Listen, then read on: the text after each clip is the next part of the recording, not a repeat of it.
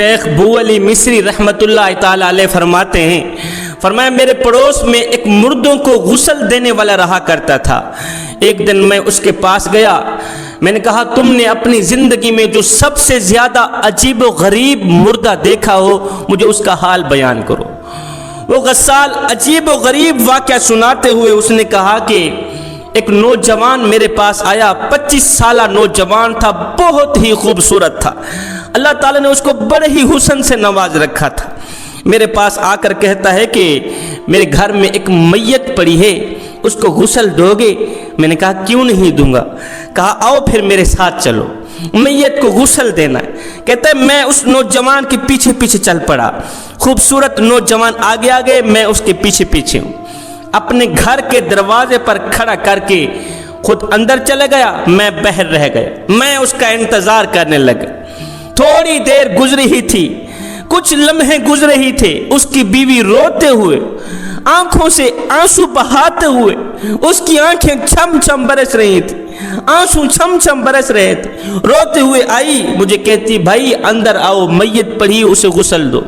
یہ غسال کہتا ہے جب میں کمرے کے اندر داخل ہوا، جب میں نے اس میت کو دیکھا، مردے کو دیکھا، دیکھ کر حیران رہ گیا کہ یہ تو وہی نوجوان ہے، یہی تو وہی مردہ ہے جو تھوڑی دیر پہلے مجھے غسل کے لیے لے کر آیا تھا۔ کہتا دیکھ کر میں حیران رہ گیا، مالک آخر یہ ماجرا کیا ہے؟ یہ وہی خوبصورت 25 سالہ نوجوان ہے جو تھوڑی دیر پہلے مجھے غسل کے لیے لے کر آیا ہے، پھٹے کے اوپر پڑا ہے۔ کہتا ہے میں نے بسم اللہ پڑھ کر غسل دینا شروع کیا، مجھے محسوس ہوا کہ اس کے جسم سے کوئی آواز آ رہی۔ کہتا ہے جب میں نے اپنا کان اس کے سینے سے اس کی دل والی جگہ پر لگایا نا، تو میرے کان ابھی بھی یہ گواہی دیں گے کہ اس کے دل سے آواز آ رہی تھی، اللہ اللہ اللہ کی آواز اس کے دل سے آ رہی تھی۔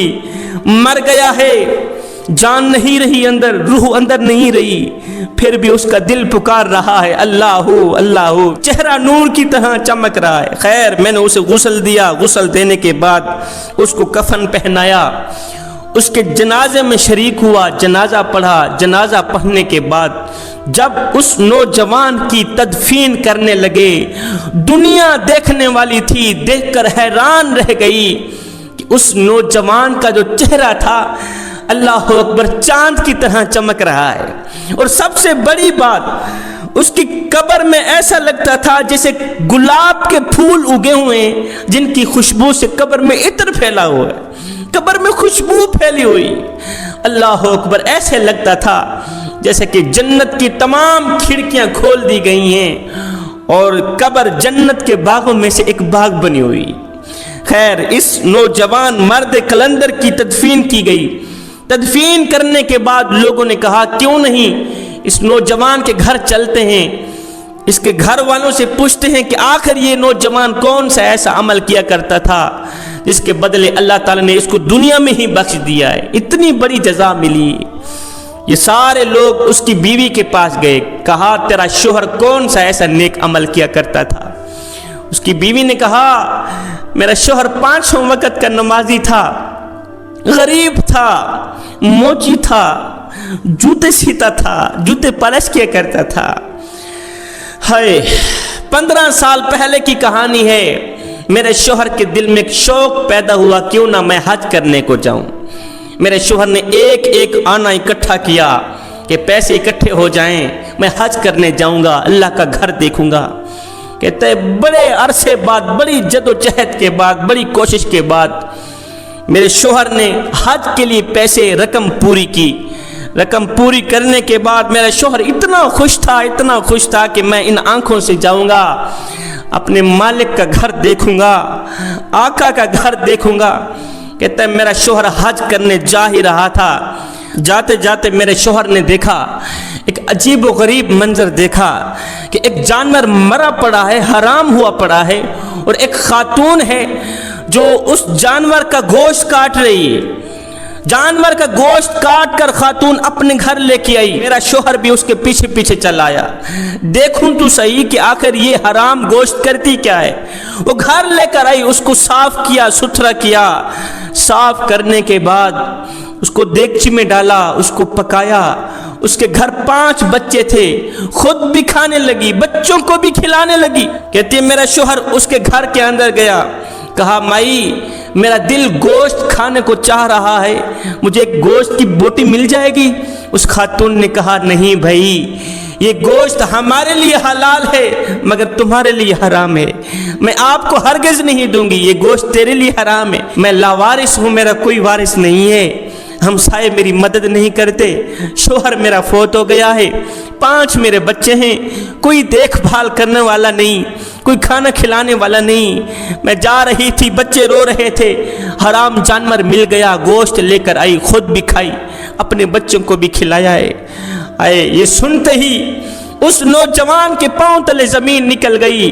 نوجوان اپنے اندر حضرت انسان سے اپنے نفس کو کہنے لگا، او نفس تو حج کرنے جا رہا ہے اور تیرے محلے والے اتنے غریب ہوئے پڑے ہیں، ان کے پاس پیسے نہیں کہ حرام کھا رہے ہیں اور تو حج کرنے جا رہا ہے، محلے والے حرام کھا رہے ہیں، جب مرے گا اللہ کو کیا منہ دکھائے گا کہ میں ایک ایک آنا اکٹھا کر کے حج کرنے کو تو چلا گیا تھا لیکن اپنے ہمسایوں کا خیال نہیں رکھا تھا، اپنے علاقے والوں کا خیال نہیں رکھا تھا، یہ بیچارے حرام کھاتے رہے۔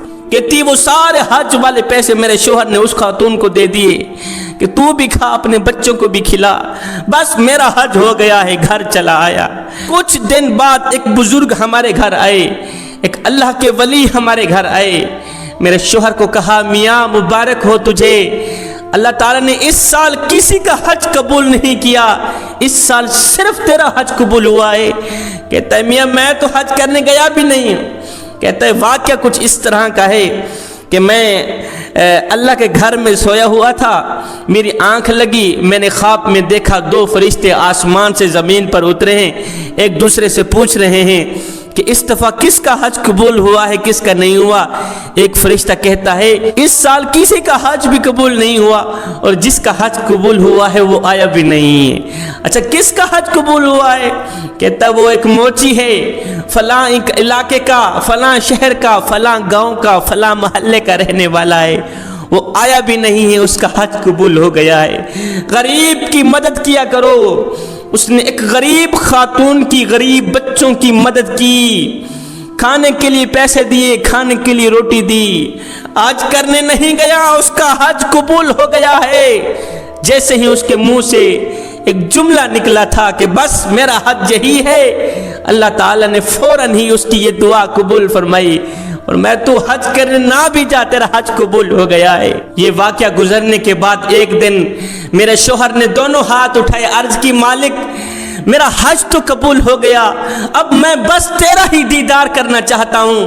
غیب سے آواز آئی، او میرے بندے، او میرے بندوں کی دیکھ بھال کرنے والے، او میرے بندوں کو کھانا کھلانے والے، تو جب بھی میرے پاس آ تیری مرضی ہے۔ آج میرا شوہر بیٹھا تھا، مجھے کہا کہ میں غسال کو لے کے آ رہا ہوں، آج میں نے اللہ کے پاس جانا ہے، اپنے کریم رب کا دیدار کرنا۔